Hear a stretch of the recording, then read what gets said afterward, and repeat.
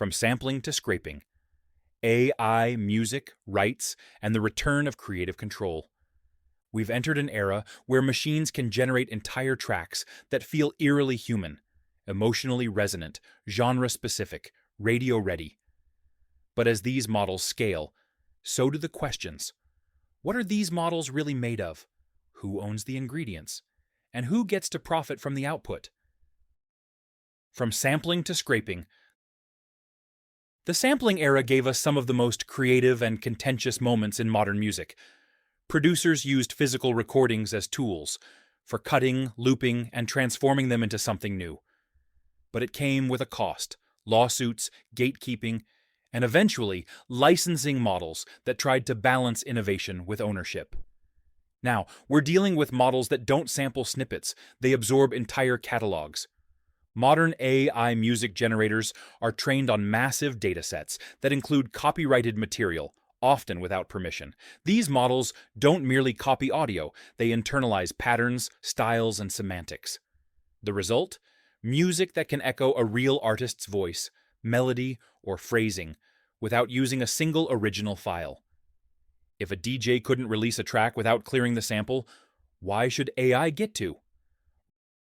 Rights management grows up, or does it? The music industry is responding. Tools like Sound Patrol's neural fingerprinting promise to detect AI-generated music that borrows from protected works, even when the borrowing is subtle, stylized, or remixed beyond recognition. The promise is real-time detection of musical influence across streaming ecosystems. But what does it mean to detect influence? Genre-based music has always evolved by building on itself. A funk bass line becomes a hip-hop loop. A pop melody gets interpolated into a ballad. We've never drawn hard lines around inspiration.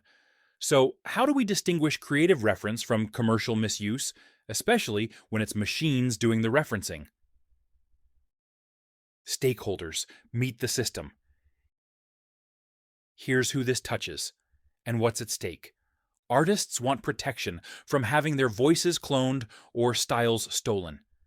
But they also want freedom to use AI as part of their process. The line between help and harm is razor thin. Independent musicians have already begun filing lawsuits against AI music platforms for allegedly using their works without permission, thus raising the alarm that small creators are often the most vulnerable in this shift.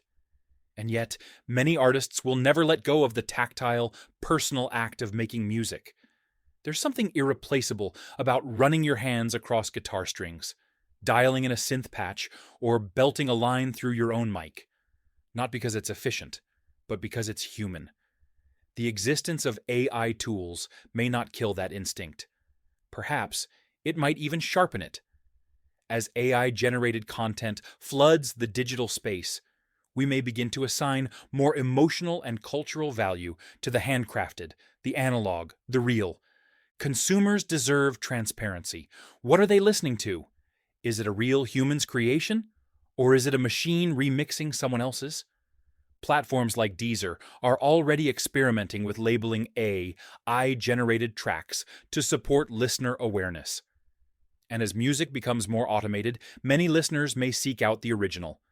Just like a generation raised on virtual rides might one day crave the rattle and roar of a wooden roller coaster, we may see a premium placed on music made with traditional instruments, unfiltered voices, and visible process.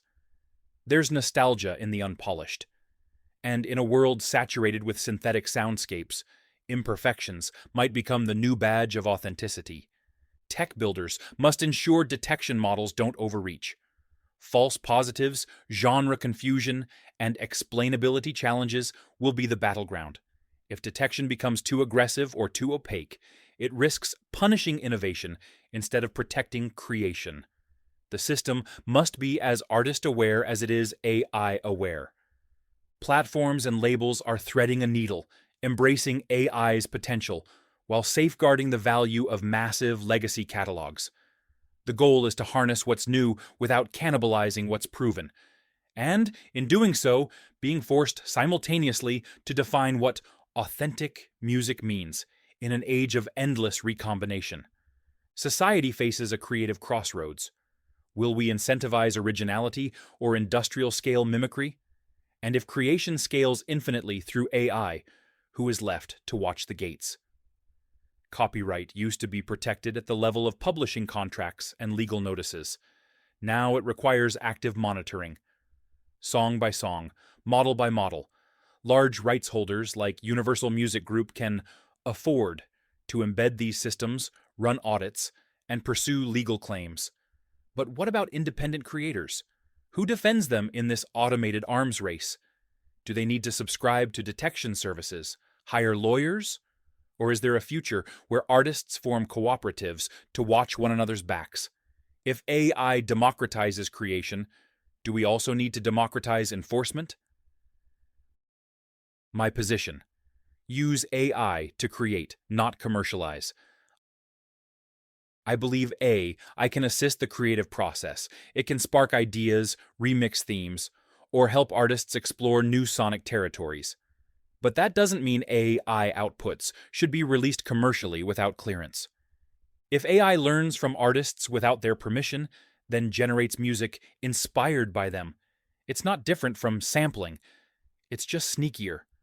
Just like in the early days of hip-hop and house music, artists today should be able to explore and iterate. But when that exploration becomes exploitation, especially at commercial scale, we need clear lines. Licensing, credits, and fair compensation are not barriers to innovation. They're the foundation of a sustainable creative economy. We've built this before. We can do it again, but only if we stop pretending that AI is creating in a vacuum. Join the conversation. What happens when the tools we use to make music become so powerful they no longer require us to play them? Can creativity still feel personal when it's generated, not performed? As music becomes easier to produce, will we begin to crave the friction, the flaws, the fingerprints of the human behind the sound? Or will we lose the instinct to tell the difference? Drop a comment below or tag us in your posts. What's your perspective on this story? Want to share it with Sean on a podcast? Let him know. If you have a topic or event you want me to explore, drop me a direct message, and we can discuss the opportunity.